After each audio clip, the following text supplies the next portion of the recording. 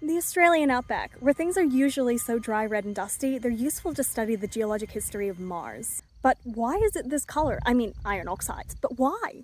Of course, the compounds responsible for this color are iron oxides. Iron is the fourth most common element in the Earth's crust at an abundance of about 5.6%. The reason this number may seem low for being the fourth most abundant is the sheer quantity of oxygen and silicon in the Earth's crust, mostly in the form of silicate minerals like feldspars and quartz.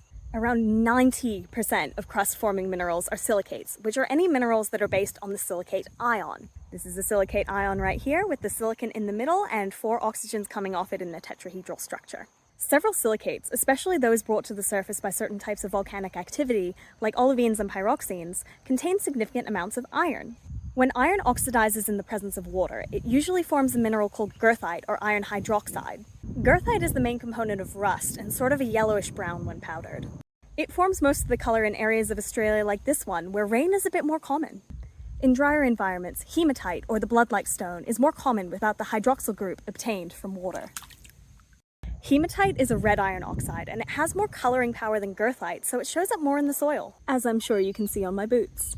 The relative amounts of hematite and goethite in the soil vary all over Australia, with the centre of the country containing significantly more hematite than goethite. This is quite apparent when you look at the country from space, but if you're interested in quantitative data and nuances, I've linked an open access paper in the description. The weather out here is pretty extreme, with long dry seasons and common droughts. The land is also relatively old, which has allowed these iron oxide minerals to build up in the soil layer over time.